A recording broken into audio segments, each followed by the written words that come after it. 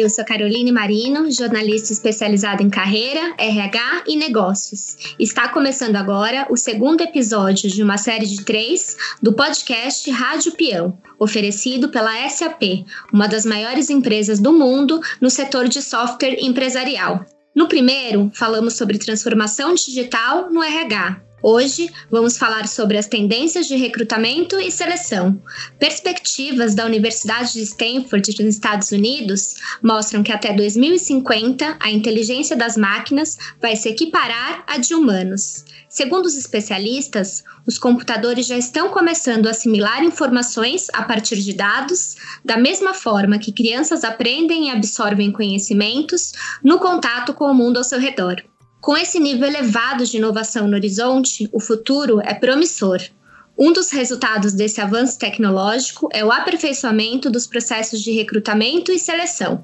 A tecnologia disponibiliza dados, métricas e indicadores em tempo real, elimina o uso de papel e de planilhas de Excel e reduz o número de horas nas análises de currículos. É possível até contar com entrevistadores virtuais. Para discutir esse assunto, estou com a Miriam Branco da Cunha, diretora executiva de Recursos Humanos do Hospital Albert Einstein, e Luiz Patrici, diretor de Gestão de Capital Humano da SAP.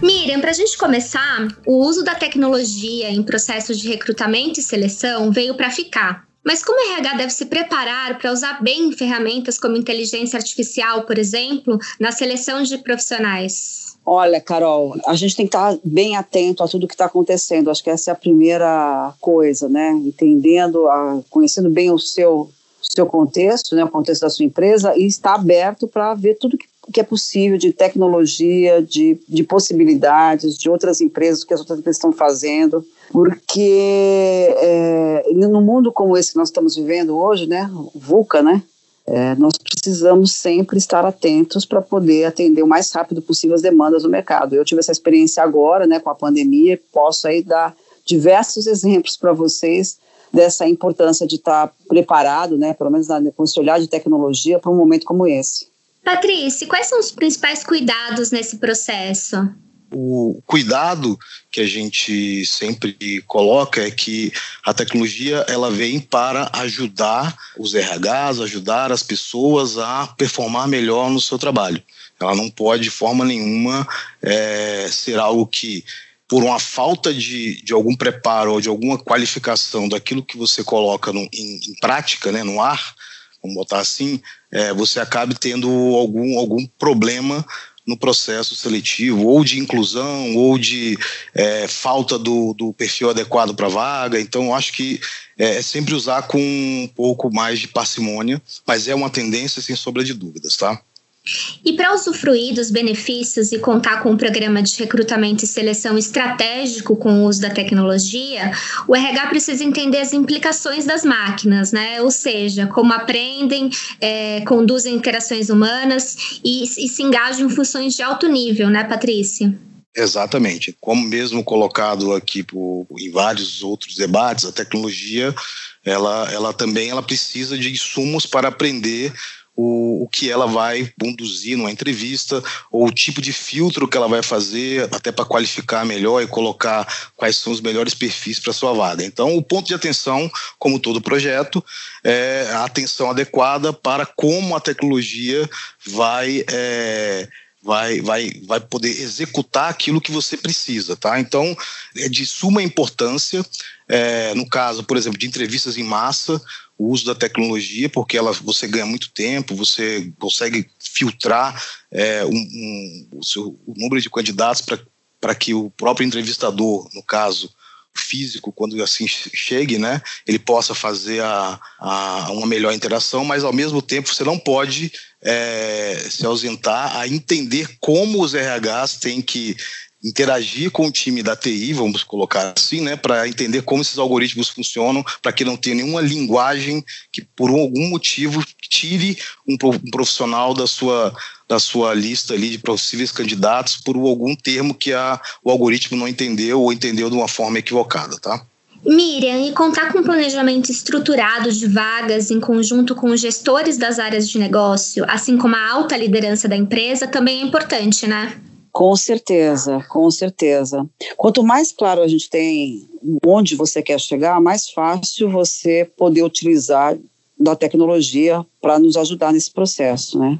Eu acho que a Patrícia falou muito bem em relação à importância de se tomar um pouco de cuidado, né? Numa instituição, por exemplo, como a que eu atuo hoje, onde o touch é muito importante, né? Não importa, eu tenho que ter esse toque humano, né? Porque o nosso trabalho está relacionado totalmente à empatia, a processos comportamentais, a características comportamentais, que a máquina ainda vai precisar de muito mais tempo para fazer isso, né? Quanto mais claro você tem aonde você quer chegar, o teu planejamento estratégico, mais fácil é de você conseguir contratar as pessoas mais corretas para o teu intento estratégico, né? Eu acho que, assim, cada vez mais os RHs têm que estar preparados para trazer facilidades para essas lideranças, né, para que esses processos aconteçam de uma forma mais transparente, onde a diversidade possa ser, sim, contemplada, porque hoje a gente fala, por exemplo, dos vieses que acontecem dentro do processo seletivo, né? E existem processos hoje ocultos. A tecnologia pode nos ajudar também a quebrar essas barreiras. Então é muito importante que isso esteja nas mãos de várias pessoas e que a gente consiga enxergar isso e usar a tecnologia ao favor dessas nossas estratégias, né? E você comentou, né, da questão da empatia, né, desse contato humano. Apesar da tecnologia, isso continua muito importante, né? Como conduzir uma seleção com o uso da tecnologia, mas que não prejudique a experiência do candidato e o contato pessoal com o gestor imediato? Então, você sabe que nós utilizamos já há algum tempo um processo que é de simulação, né? A gente faz simulação hoje, assim, dentro do ICE, a gente trabalha com esses processos, trabalhando tanto o conhecimento técnico quanto a parte comportamental na avaliação. Como é que eu faço isso? Às vezes com atores. Eu coloco atores em cena para atuar junto então o candidato ele vai mostrar o seu conhecimento técnico e também comportamental naquela simulação realística. Então, a tecnologia pode nos ajudar a fazer essas programações, né? E eu ter menos contato no processo seletivo, mas eu consigo ter uma visão clara de como que é o comportamento daquele candidato naquele processo. Só para te dar um exemplo, né? Então, a simulação realística é algo muito interessante. Por mais que você se prepare, você vai mostrar naquele processo, naquele momento, como você realmente age no momento de estresse, por exemplo. Só fazendo um ponto adicional a Miriam, excelente ponto que ela colocou, é o que a gente diz, né, para os recrutadores, que é quando a gente vê a primeira seleção sobre o hard skill, que é aquele skill técnico que você procura, e o soft skill, que são as habilidades, a inteligência emocional, a dinâmica. Então, realmente, a gente tem que procurar o processo de uma forma que você consiga explorar esses dois lados, né, Miriam? Porque não pode ir só por uma linha, senão você perde algumas oportunidades de talento, de recrutamento de talentos, que por algum erro no processo a gente acabe perdendo isso, né? E Patrícia, você falou um pouquinho dos cuidados, né, que o RH deve ter nesse processo, mas existem armadilhas quando a gente fala do uso da tecnologia nos processos de recrutamento e seleção? Esse é o ponto que eu gosto sempre de explorar, né? Tudo que a gente usa, você automatizar demais te pode levar para uma linha que você perde o contato humano, como a própria Miriam colocou, e você também automatizar nada, você não ganha a produtividade. Onde hoje eu me pego muito aqui, por exemplo, coisas que a gente vê que às vezes as empresas ainda possuem. As descrições dos cargos de RH, dependendo do termo que você usa, quando a gente está usando um algoritmo de inteligência artificial, você pode dar a entender que esse cargo ele tem mais um viés de um gênero específico. Então você tem que tomar muito cuidado com a forma que você coloca o cargo, e sempre assim, né? A gente, como a Miriam bem colocou, a estratégia da empresa ela tem que estar super alinhada com essas ações, né? Se a empresa, como a maioria das empresas hoje, é extremamente inclusiva, diversa, isso tem que ter um exercício muito profundo para que os algoritmos eles tenham essa capacidade de fazer algo sem nenhum tipo de viés para que vocês tenham o ganho esperado e esteja em linha com a estratégia da empresa, tá? Então, eu acho que esses são os pontos. E o outro ponto também que é super importante, que eu acho que já foi tema de outros debates aqui, é que o processo de recrutamento e seleção ele não é um processo estanque, né? Ele é um processo onde começa ali o relacionamento do possível funcionário com a empresa, mas hoje já é sabido também que as empresas se preocupam em ter lá o que a gente chama até de um banco de dados de candidatos potenciais, como se fosse um CRM para candidatos, onde é super importante a empresa ter esses candidatos já na sua base de dados, seguindo, claro, todas as questões de proteção de dados, da LGPD, que a gente sabe que está super em voga também, e tem que ter esse cuidado, mas que os RHs já tenham essa base qualificada para no momento de contratação já consiga ter uma seleção mais adequada dos profissionais que possam fazer sentido do grupo de trabalho deles, né? Acho que são esses pontos das armadilhas que eu volto sempre a dizer. A gente está automatizando demais e o jeito que você coloca pode te tirar um candidato ou criar um viés que você não quer. Então, acho que esse é o ponto principal aqui, tá? E o RH, nesse sentido, ele deve desenvolver alguma habilidade diferente, Patrícia, para conseguir, né, ter essa medida certa da automação? Eu acho que a Miriam colocou muito bem aqui. O RH hoje, né, desde o ano passado, com algumas mudanças claras que tiveram nos direcionadores, né, da economia do mundo, os RHs das empresas, né, as áreas de gestão de talentos, elas ganharam uma preponderância muito grande. E hoje o RH está inserido, principalmente, né, depois dessa pandemia que vem acontecendo aí, né, eu não digo que a gente está saindo dela, o RH é parte fundamental disso. Então o RH está tendo que atuar de forma mais premente, na minha visão, eu vejo isso. Ele está com uma voz muito mais ativa do que tinha antes, ele está um pouco mais preocupado com questões que levam a economia de fato, ou o ganho de produtividade, ou a retenção do talento. Então, assim, isso tudo com uma voz muito mais ativa. Então, é um momento único, onde os RHs agora sim estão com, na minha visão, né, de que a gente pega o passado, né, sempre quando a gente tinha um viés muito mais econômico, puramente, aí, o projeto de gestão de talento fica por uma segunda onda. Hoje, as empresas viram que cuidar do ser humano é algo tão importante quanto você fazer a venda do seu produto final, porque sem as pessoas você não produz, né? Então você precisa reter, você precisa entender o que esse funcionário está sentindo ao longo da carreira dele, desde o processo de contratação até o processo, se for o caso, de aposentadoria ou saída da empresa, tá? Então eu acho que esse é o novo RH, o RH super atuante, que faz parte efetivamente ou genuinamente dos boards de decisão das empresas. E aí a Miriam pode me complementar aqui, até se ela sentir à vontade.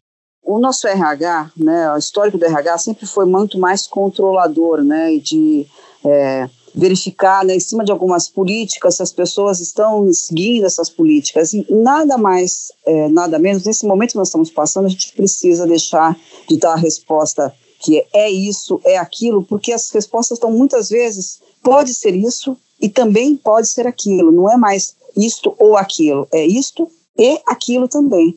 O que nós vivenciamos agora na pandemia foi a gente ser chamado para realmente conhecer as pessoas que trabalham conosco, porque nós começamos a deparar com pessoas talentosas que precisavam ficar em casa, mas tinham filhos pequenos, não tinham como ficar com outras pessoas, ou moravam com idosos, ou moravam em lugares, no caso do pessoal mais operacional, em locais com mais pessoas e tinham que ficar isolados. Quer dizer, nós precisamos nos reinventar, né? Da noite para o dia nós precisamos nos reinventar. Então, essa coisa do sentir que você falou, Patrícia, do RH está sendo mais requisitado, estando mais na estratégia, e é principalmente para levar os nossos boards as pessoas como elas são. O cachorrinho de estimação aparecendo na live, né? De barulho de obra dentro da sua casa. Isso que nós estamos, com isso nós estamos convivendo, né? Com as pessoas como elas são. Estou bem lembrada dessa sua parte do RH sendo esse sentir dentro das organizações. E Miriam, você, né, como RH, o que você vê de melhora para a experiência do candidato usando a tecnologia? Nossa, assim, a gente muitas vezes se depara em processos nossos de recursos humanos que são muito voltados para o nosso processo, não para a pessoa que está do outro lado, né? Porque o que a gente economizou em transporte, né, estacionamento, tempo, né, que é tão precioso das pessoas. Muitas vezes você consegue fazer processos à distância. Nós aproveitamos muito esse momento para fazer os nossos processos, entrevistas à distância. Eu tive, sabe, Carol, como nós tivemos um processo de fazer muitas contratações num espaço curto de tempo, eu tive selecionadores voluntários que estavam no Canadá, que estavam na Alemanha, que eram funcionários que trabalharam conosco e foram transferidos, o marido foi transferido para outro país e teve que sair da nossa equipe. E nesse momento, elas nos ajudaram. Então, assim, são paradigmas, né, que nós criamos. Por que as pessoas não podem fazer entrevistas à distância? Óbvio que nada como o presencial, né, o toque, mas às vezes nós mesmos, RHs, colocamos limites dentro dos nossos processos, né? Então, eu acho que o grande ganho é a oportunidade de fazer as coisas olhando para o outro, né, para o candidato. Sim, e isso acaba também para o próprio candidato, ele acaba tendo vantagens também, né, com essa experiência. Com certeza, com certeza. A gente está usando entrevistas virtuais, né, a pessoa faz a sua entrevista, você faz uma apresentação, principalmente para aprendizes, para estagiários, a gente está usando isso com muito sucesso.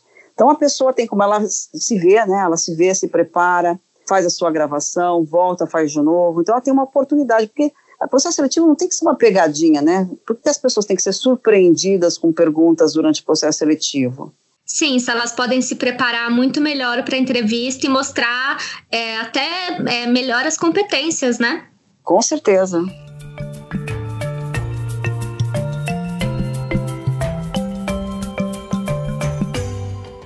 No segundo bloco, gostaria de falar sobre as tecnologias e soluções existentes hoje e o que está por vir para aperfeiçoar os processos de recrutamento e seleção.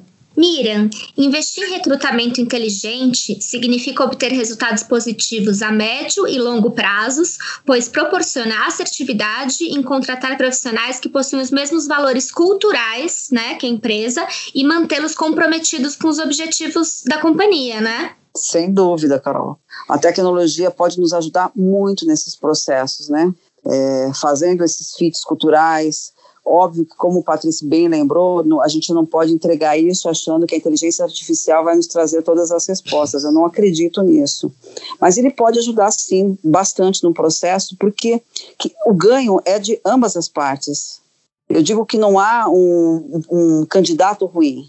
Há um candidato ideal para uma posição, ideal para uma empresa, ideal. Então, é esse match que a gente precisa buscar. E a tecnologia, ela auxilia muito nesse sentido, né? Com certeza. Não só na parte do match cultural, mas na parte técnica, né? Eu, como estou numa instituição muito técnica, o conhecimento técnico, ele pode ser muito bem explorado utilizando a tecnologia, né? O virtual. E o comportamental, o fit cultural, essas coisas, eu acho que é um mix entre uma parte tecnológica, né, usando a inteligência artificial, e uma parte também presencial, conversando com as pessoas, com as lideranças, conhecendo melhor a organização. E, Patrícia, que tecnologias existem hoje para isso, né, para o recrutamento inteligente? A tecnologia, ela anda ao lado das áreas de negócio. Agora, falando especificamente do RH, a gente tem desde algoritmos de inteligência artificial para fazer recrutamento em massa. Isso ganha sobremaneira em termos de tempo e economia para o processo de RH. Você imagina empresas que precisam contratar, e é uma constante isso, em varejo, ou mesmo em serviços, que precisam contratar de 5 mil a 6 mil candidatos num mês. Então, assim, trazer a inteligência artificial para fazer uma grande espécie de peneira para fazer um match adequado, mas sempre com os pontos de atenção que eu disse, isso já existe e pode ajudar. A experiência móvel, e eu diria hoje, né, todos os nossos candidatos aí, ele já tem experiência móvel, ele gostaria às vezes de começar o processo seletivo via via um telefone celular que seja. Então isso tem que estar disponível para eles. Isso é algo que parece simples, mas quando a gente coloca isso de uma forma prática, você vê que às vezes algumas tecnologias têm essa limitação. Eu faço no computador, mas não faço no celular. Eu faço no celular de uma marca, mas não faço de outra. Então é genuinamente a mobilidade. Chatbots, que aí entra um pouco na linha de inteligência artificial, mas é um primeiro atendimento que você não precisa ir em tudo, mas para você até indicar qual é a vaga adequada para aquele candidato, porque às vezes o recrutador, o candidato, ele entra no site de emprego da empresa, ele não sabe, né, o direito, o que ele quer, ele está mais preocupado em arrumar um emprego, o próprio chatbot vai indicando qual caminho ele deve seguir, faz análise também do currículo, fala, olha, as vagas para você são essas, e aí sim começa o processo. E o que eu sempre falo, né, a gente está falando do RH digital, a gente está falando que, além disso tudo, isso tudo tem que ser parte do processo, você tem que sentir a experiência do candidato. Eu acho que as marcas hoje, né, as marcas no sentido de as empresas, elas querem ser bem vistas, elas querem ter uma brand forte no qual um candidato ele entra para fazer um processo seletivo, mesmo que ele não passe, ele se sinta valorizado.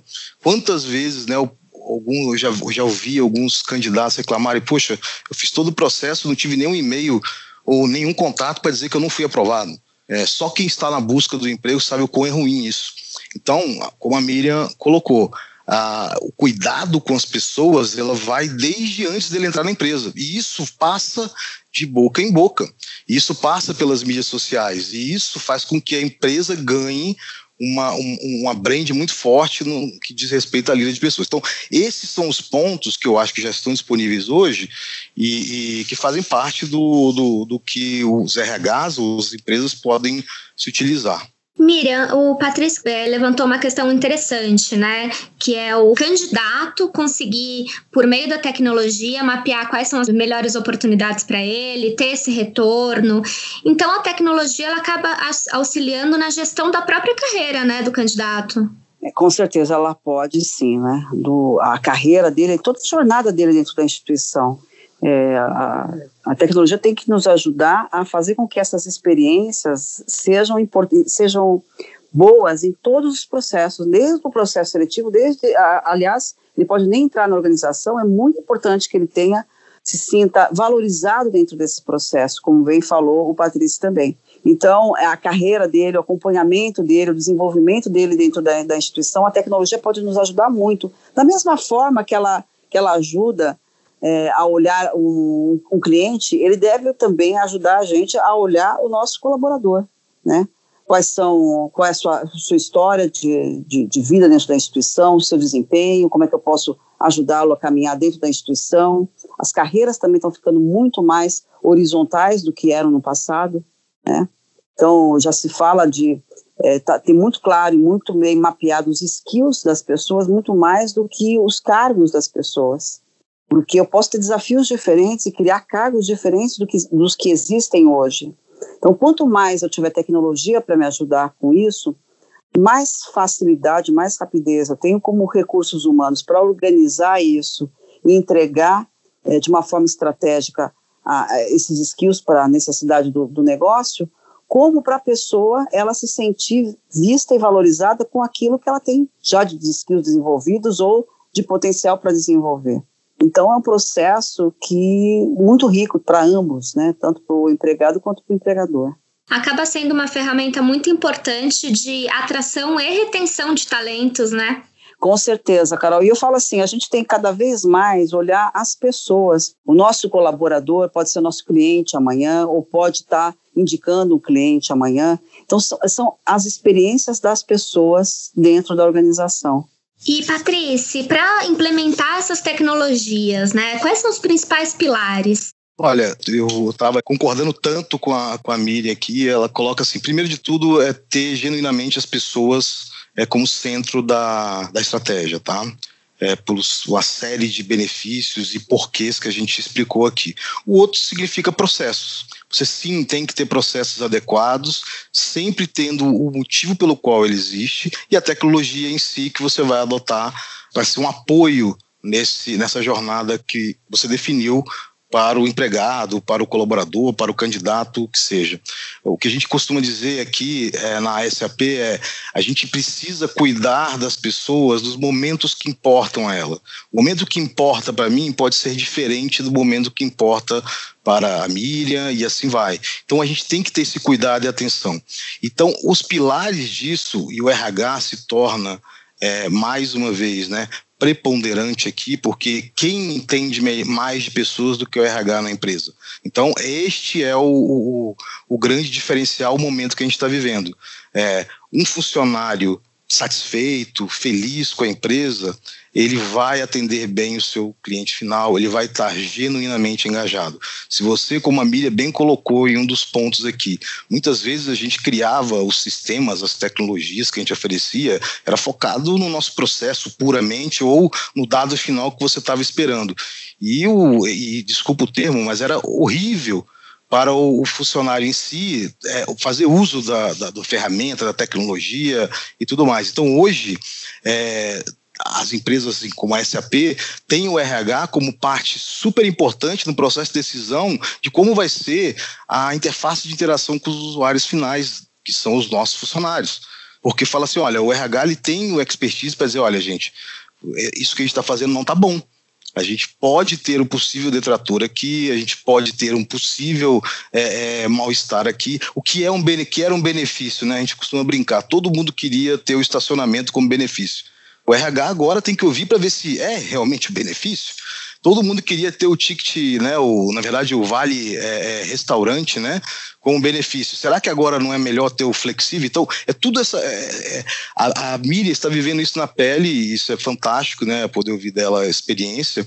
Então, quando a gente fala desde o processo de recrutamento até a jornada interna da empresa, tudo isso tem que estar sendo avaliado. E o principal, a tecnologia que você for adotar, ou a plataforma, o que seja, ela tem que ser capaz de ser mutável positivamente. Ela não pode ser algo que você vai ficar engessado o resto da vida, ela tem que se integrar, ela tem que ter a capacidade de mudar com a necessidade do teu negócio ou do que vem de fora. Então, este é o diferencial nosso da SAP, que a gente ouve o mercado em várias das suas indústrias e a gente busca isso, ter a pessoa no centro de tudo, mas também sendo adaptável e integrável com o que for necessário. Sem o RH ter, que a Miriam sabe que eu estou falando muitas vezes, no RH antigo, quando tinha lá 50 sistemas, nenhum deles falando com planilha para cá, planilha para lá, né, para poder chegar numa informação única do funcionário ou do próprio candidato que seja, né? Acho que é isso. E Miriam, ouvindo aqui o Patrício falar, me veio à cabeça a questão de que o RH precisa muito de um olhar individualizado e bem flexível, né? Porque a tecnologia pode ajudar muito, mas ela tem que ser, como ele falou, mutável, né? Com certeza, eu acho que esse é o grande desafio que a gente tem pela frente ainda, muito para fazer e a tecnologia pode nos ajudar.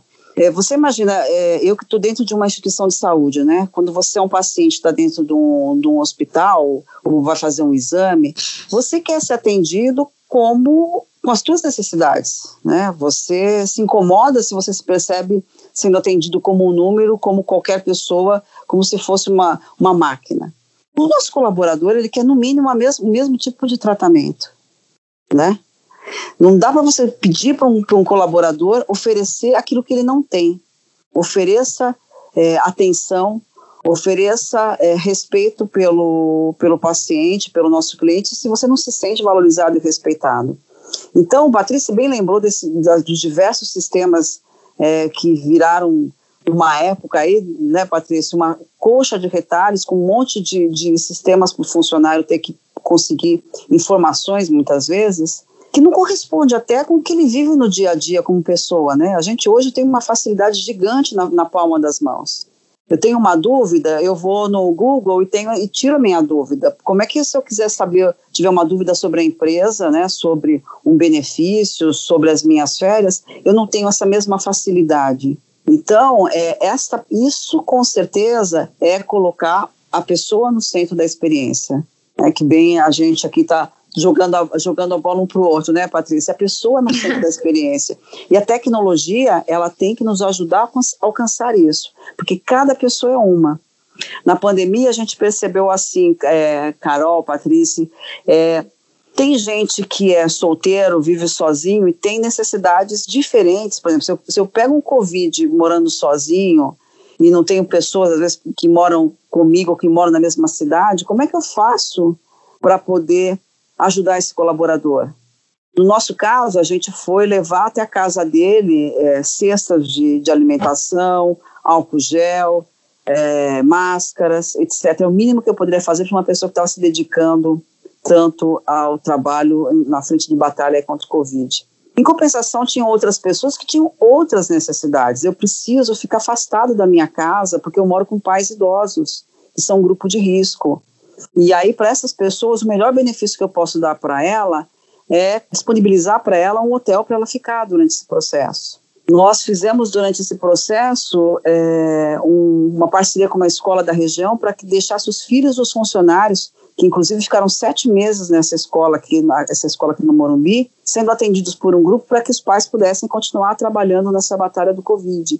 Isso é o benefício flexível, benefício que a gente nem imaginava, não está dentro da nossa lista de benefícios, mas eu tenho certeza, por depoimentos, que isso era o que eles precisavam naquele momento. Então é também um RH mais flexível e é um flexível no olhar da pessoa no centro. E Patrícia, para 2021, quais são as tendências? Primeiro de tudo, parabenizar aí a Miriam por essas iniciativas aí, antes de eu falar de 2021, que eu acho fantástico, até porque grandes guerreiros estavam ali da sua empresa, né, nesse momento tão crítico, e a gente às vezes acha que, olha, porque a gente está remoto, teve gente que não pôde ficar remoto, né, Miriam? Então você teve que se reinventar e achar meios e benefícios que dessem essa possibilidade para os seus funcionários. Excelente. Agora, olhando para 2021, não tem sombra de dúvidas que a tendência em ter a pessoa, o funcionário, né, o cliente, né, no centro da estratégia das empresas vai continuar sendo algo fundamental. A Miriam citou em um dos blocos aqui algo que é super importante, que é a capacidade das empresas conseguirem analisar os perfis das novas profissões que vão existir dentro da mesma empresa, né? O multidisciplinar. Às vezes a pessoa está exercendo, ele tem um cargo que ele exerce, só que ele tem outras funções de liderança paralela que é super importante para a empresa. Então o conhecimento e essa forma de atuar multidisciplinarmente é super importante, e os RHs têm que estar prontos para avaliar isso, ter o histórico do seu funcionário, ter uma base de dados rica, única, no qual ele consiga realmente entender, não só os funcionários, mas como também até a Miriam citou, tratar os próprios candidatos como sendo possíveis clientes, né? Clientes no sentido de, olha, ser um candidato futuro, um futuro empregado, tá? O trabalho remoto é algo que veio para ficar. Não digo que o pêndulo volta, né? Eu não sei se ele volta mais para ser o que era antes. Como a Miriam bem colocou num dos pontos dela, existiam áreas dentro das empresas que eram super reativas. Falaram, minha área não vai funcionar em trabalho remoto nunca. Veio aí a pandemia para mostrar que funciona. Não estou dizendo que é uma notícia boa, mas olha, dá para a gente pensar em como sim fazer um equilíbrio. Quantos funcionários estão super felizes por não ter que pegar 3 horas de trânsito? Muito mais produtivos. A gente sim tem que ter uma forma de estar sempre monitorando isso, ter as tecnologias adequadas. Então, as tendências de 2021, para mim, é muito o que está acontecendo e o que a Miriam já colocou hoje aqui, é ter o funcionário ou a pessoa no centro de tudo, as tecnologias em volta disso que te permitem a ouvir, gerenciar, porque hoje os gestores também têm que... Como é que você gerencia a distância, né? Tem gente que não sabe. Então você tem que dar ferramentas para a pessoa, para o gestor conseguir gerenciar. Como é que a gente consegue ter o autosserviço adequado para o empregado? Então, se você para pensar, olha, antes ele ia lá no departamento, né, no antigo departamento pessoal ou na área de recursos humanos para pegar uma declaração que seja, né?